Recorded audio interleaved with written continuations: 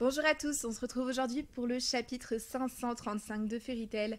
Bon, comme vous le savez déjà pour la plupart, il ne reste plus beaucoup de chapitres à Fairy Tail. Mashima a annoncé que la fin du manga était vraiment très proche et qu'il ne restait que 2 tomes pour finir de publier son manga en fait. Et étant donné qu'on a déjà 8 chapitres pré-publiés dans le tome 62 avec ce tome inclus, il ne nous reste plus qu'un chapitre pour le tome 62 et donc 9 chapitres pour le tome 63. Donc en tout, il nous reste 10 chapitres de Fairy Tail normalement, à moins qu'il ajoute quelques chapitres, je sais pas si c'est possible dans un tome, mais c'est extrêmement court et c'est quelque chose qui me fait peur. Bon, après, la fin de Fairy Tail, de toute façon, on s'en doutait tous que c'était très proche. Après, j'ai plus peur de la manière dont la fin va être amenée, parce qu'il reste quand même les 2 gros antagonistes de fin, donc Acnologia et Zelef. Et j'ai peur que les deux soient un peu. Qui soient vraiment battus d'une manière soit complètement idiote, soit trop rapide. Zelef, j'ai vraiment peur pour sa fin. J'ai vraiment peur que le pouvoir de l'amitié prenne vraiment le dessus. De toute façon, ça c'est sûr qu'il va soit revenir du côté des gentils ou qu'il va mourir d'une manière très très maniérée quoi. Qui va pas rester gentil jusqu'au, enfin méchant jusqu'au bout pardon. Enfin, vous avez compris ce que je veux dire je pense. Acnologia, j'ai plus peur, j'aurais bien aimé beaucoup de chapitres en fait pour battre Acnologia. Déjà d'une certaine manière, j'ai toujours voulu un combat de tous les Dragon Slayer contre Acnologia. Bon, ça sera pas possible je pense, mais il faut au moins que Natsu se batte contre Acnologia parce que c'est quand même son objectif. Depuis l'arc Tartaros, depuis la mort de son père, son but est de tuer Acnologia. Donc si Natsu n'est pas impliqué dans ce combat, ça n'aurait aucun sens. Donc j'espère au moins que l'auteur choisira de la logique en fait, la logique des choses. Donc voilà, donc il nous reste que 10 chapitres, on va essayer de profiter un maximum du coup de ces 11 chapitres avec celui-ci. Donc de ces 11 chapitres jusqu'à la fin de Fairy Tail. Donc là on se retrouve avec le Fairy Tail Memories de l'arc de la bataille de Fairy Tail. La prise de pouvoir par Luxus et l'unité Raijin, la décision de prendre part au combat est dans la plus grande bataille de Fairy Tail. Alors ça c'est un arc que j'avais bien aimé, c'était pas au-dessus de la tour du paradis pour moi, mais c'est vrai que Luxus c'est un méchant qu'on adorait détester, ça c'est sûr. Euh, c'est vrai que Luxus quand même il en imposait énormément à cette époque-là, c'est vrai qu'actuellement il est vraiment plus très présent, on le voit plus beaucoup et c'est dommage parce que c'est vraiment un bon personnage quand même. Enfin, moi je sais que je suis pas forcément fan de Luxus, mais ça me dérangerait pas de le voir plus parce que c'est vrai qu'il est souvent sous-exploité. Après, l'unité de Raijin, moi j'ai toujours été fan de Fried. De toute façon, depuis que je l'ai vu dans l'animé, dans cet arc-là, je l'ai adoré tout de suite. Et son combat contre Mira Jade, pour moi, vraiment c'est le highlight de l'arc. C'est vraiment le meilleur moment de l'arc pour moi. Avec le combat des Dragon Slayer entre Dragon Slayer, du coup, Gajil et Natsu contre Luxus. Vraiment, cet arc était pas mal quand même. Il nous avait promis plein de choses et il était assez sympa. Donc, on va commencer le scan. On se retrouve avec Lucy. Voilà, Lucy. À cause du livre de E.N.D., Lucy subit un changement étrange. Donc qu'est-ce que ça peut être Lucy, que se passe-t-il avec son corps? Donc elle est bien paralysée en fait. Paralysée par la malédiction, par quoi? On va savoir plus. Ok, donc elle a l'air de souffrir beaucoup. Elle est brûlante. Est-ce que ce serait la malédiction de Natsu qui serait en train de... Attends. Ça brûle quelque chose à l'intérieur de mon corps. Le feu de Natsu. Ce feu est-il démoniaque? Est-ce qu'elle aurait... Est-ce que sa partie démoniaque se serait transférée à Lucy? Je sais pas, mais c'est un indice. Peut-être que ce pouvoir magique peut... réécrire le démon à l'intérieur de Natsu. Waouh, attendez. Mets-toi Lucy, je vais bien. Ok, donc Grey est en train de la refroidir. Pour moi, ça, je suis pas forcément fan parce que je déteste le grêlou, mais c'est pas grave, hein. Contente pour les gens, mais... Donc d'accord, il l'a refroidi. Allons sauver Natsu. Ouais. Donc finalement, en fait, on a fait plein de théories, mais en fait, Lucy n'est affectée par presque rien. En fait, c'est juste une partie démoniaque de Natsu qui est en Lucy, mais finalement... Est-ce que ça va avoir une conséquence? On va voir. Donc on retrouve Natsu contre Zelef. Zelef qui ne va pas passer cette putain de porte alors qu'il pourrait gagner s'il faisait 2-3 pas ici. Donc la blessure a disparu. Donc ça c'est la partie que Lucie a réécrite. En parlant de ça, où est le livre de E&D? Non, quelqu'un l'aurait-il réécrit? Je n'arrive pas à croire qu'un humain soit capable de maîtriser les lettres démoniaques. Ceci dit, ceux qui ont essayé ont été corrompus et ont sombré dans les ténèbres. Oh! Ça sent le bon développement pour Lucie. Même si tu as ressuscité à l'aide d'un miracle, il n'y a pas de vie pour les êtres comme toi. Pour les êtres comme toi. Ah d'accord. Merci Lucie. Happy, Grey, je comprends enfin. Ouais, donc là on a le flashback de Erza. C'était la voix du vieux. Pourtant, j'ai combattu Grey. Tout le monde a dû faire des choses horribles et certains ont même perdu connaissance. Tout ça à cause de moi. Donc voilà, remise en question de Natsu. Et attention, on va le voir s'enflammer. Je me rappelle pour quelle raison nous battions-nous tout ce temps pour Fairy Tail. Cette pensée sera notre dernier pouvoir. Attention la page badass. Oh, et aussi notre plus grand pouvoir. Donc voilà ce que voulait dire le nom du chapitre. Ok. On retrouve Acnologia et Jelal. Ah oui, c'est vrai, il faut que je parle d'un truc aussi. Vite fait. J'ai vu sur Tumblr, enfin j'ai vu ça sur... c'est quelqu'un qui a posté ça sur Tumblr. Je sais pas si c'est vrai, mais je le crois.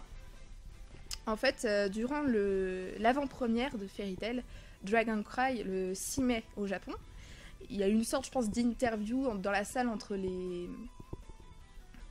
gens et Mashima, en fait. Et il y avait aussi les seiyuu, les doubleurs des personnages qui étaient là. Et il y a une question qui a été posée à Mashima, en fait. La question, c'était « Est-ce que vous avez pleuré récemment ?» d'une manière intentionnelle. Et Mashima aurait répondu « J'ai pleuré hier, et même ce matin. C'est vraiment quelque chose qui m'arrive très rarement quand j'écris mon manga, quand j'écris mon storyboard. Mais là, mes larmes n'arrêtaient pas de couler toutes seules. » Et il dit également que c'est le final d'un personnage très important. La scène finale d'un personnage très important. Est-ce que ce serait la mort d'un personnage? Est-ce que ce serait... Parce que moi, directement, j'ai pensé soit à Jelal, vu qu'il a l'air d'être dans une situation un peu assez horrible, ou alors, je pense plus que quand même ça concernera Zelef, la fin de Zelef. Après, on verra bien, mais de là à ce que Mashima pleure, c'est quand même assez chaud. Donc je pense qu'il faut qu'on se prépare à certaines choses pour les prochains chapitres. Alors, Jelal... On a donc Jelal qui fonce sur Acnologia. Oh non, mais putain, j'adore ce personnage. Tu es celui qui veut mourir. Je suis le dragon qui dévore toute magie. Le dragon noir, Acnologia. Arrête de parler et fais quelque chose, putain, Acnologia. Mon pouvoir magique se fait aspirer. Laisse tomber, Jelal. Mais s'il se fait toucher par la distorsion temporelle, il est foutu. Je serai en mesure de protéger Erza, mais putain, ne fais pas ça. Jelal, je suis désolée, ce perso ne doit pas mourir. Je veux dire, avec tout ce qu'il a enduré dans sa vie, il peut pas, pour une fois, avoir un peu de paix. Il peut pas vivre sa vie normalement comme il... Il voulait se pardonner ses péchés, mais je trouve que...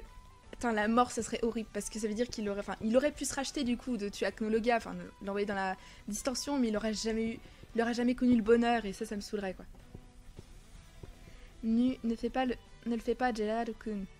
Ichiya-san, le navire est à sa limite, il va se cracher. Les gars, préparez-vous à l'impact. Là, ça devient chaud. Mais elle sert à quoi, Anna, sincèrement, à part avoir expliqué que qu'il y avait la distorsion temporelle, je trouve que Anna ne sert pratiquement à rien. Attendez, je bug. Donc, là, il y a l'impact. Je vais t'écraser. Non. Non, non, non, non, Jelal. Oh putain, non, non, Jelal. Tous, non, pas ce personnage, putain. En sachant ce qui s'est passé à l'alter ego de Jelal dans Rave Master, je ne veux pas que ça se passe, s'il vous plaît. Natsu Zelef. Non mais là, Zelef, il se fait ridiculiser. Bats-toi, bats-toi. Combien de temps comptes-tu encore te mettre en travers de mon chemin? Mais va à travers cette porte! Mais qu'est-ce que t'as... Ouais. Jusqu'au jour où tout le monde pourra rire ensemble. Alors je vais faire en sorte qu'il n'arrive jamais. Il a rouvert une blessure. Non, tu ne fais que penser à ta petite personne, ce que tu fais là, c'est renier le monde. Sans connaître la souffrance de ceux qui ont été reniés par lui, espèce de... Là on a le signe de Fairy Tail qui s'illumine. Brûle de tout mon être, que le pouvoir de la guilde se transforme en flamme, que ma malédiction, ma colère et ma peine fassent de toute l'obscurité mon pouvoir. J'adore! Oh, mais regardez ce charisme qui se dégage de Natsu. N'empêche, Mashima, quand il s'agit de faire briller Natsu, il y arrive vraiment. Henry no Hoken. Le point destructeur du roi du dragon de feu. Zelef, encaisse, je t'en prie, encaisse. Waouh. Rankokubakunjin. L'âme explosive des flammes obscures. Est-ce que c'est le coup final? Avec ça, c'est maintenant ta fin, Zelef. Disparaît Natsu. 2 vies ardentes, laquelle des deux se sera dissipée au petit matin. À suivre dans le chapitre 536, le féroce dragon de feu. Bon. Alors, que dire de ce chapitre? Un chapitre très plaisant, parce que c'est vrai que, comme je l'ai dit il y a 2 minutes, Mashima sait exactement bien comment faire briller Natsu, et par contre, bon, Zelef, je le trouve un peu... pas dire à chier dans ce chapitre, mais bon, il pourrait faire des choses pour arrêter Natsu.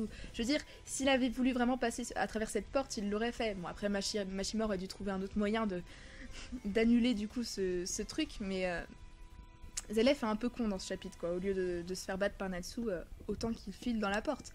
Sinon, il a peut-être des attaques pour neutraliser Natsu. Enfin, je trouve ça un peu bizarre, mais... Sinon, bah, j'ai super peur pour Jelal, putain, mais Jelal, en fait, ça me fait super peur parce que, oui, ce que je disais, en sachant le destin de Jelal Rave Master, d'ailleurs, j'ai pas lu le manga, je le lirai après Fairy Tail, je pense, mais je sais ce qui arrive à ce personnage, j'ai pas envie qu'il arrive la même chose avec Jelal, j'ai vraiment peur pour ce personnage qui ne mérite pas ça, en fait, qui ne mérite absolument pas ça. Sinon, voilà. Que dire de ce chapitre? Bah, c'est pareil, c'est un chapitre, il se passe pas énormément de choses, à part que, en fait, c'est dans la continuité du précédent. Le féroce dragon de feu, ça peut... Bon, c'est forcément Natsu, donc je pense que le combat Zelef-Natsu va continuer dans le prochain chapitre. Et on saura peut-être ce qui se passe avec Jelal, actuellement, là, parce qu'il est en train de se faire écraser par Acnologia. Ça serait bien aussi que le combat Acnologia se concrétise un peu, qu'il y ait soit des Dragon Slayer qui viennent en renfort, pour qu'on puisse vraiment entamer la bataille finale contre Acnologia. Là, il serait temps, parce qu'on 10 chapitres, mais je trouve ça vraiment court, Moi, justement, j'imaginais bien 10 chapitres de combat, au moins contre Acnologia, donc ça va faire court, ça va faire vraiment court. À moins qu'il arrive vraiment à le truc vraiment qui serait horrible, c'est que Jelal arrive à le mettre dans la distorsion temporelle et qu'il disparaisse en même temps. Ça serait horrible pour Jelal et ça serait horrible pour Acnologia, parce qu'Acnologia, j'aurais bien aimé vraiment le battre d'une certaine manière, enfin d'une manière physique, quoi. Déjà, Natsu contre Acnologia, forcément, je veux dire, c'est la base, enfin, il faut ce combat, mais bon, vu que Natsu se bat ici contre Zelef, j'ai peur que ça n'arrive pas. Ce qui n'est pas dans la logique des choses, parce qu'à la base, Natsu devait se battre contre Acnologia. Donc on verra bien de toute façon dans les prochains chapitres. Dites-moi ce que vous avez pensé de ce chapitre et on se retrouve la semaine prochaine pour le chapitre 536. Salut!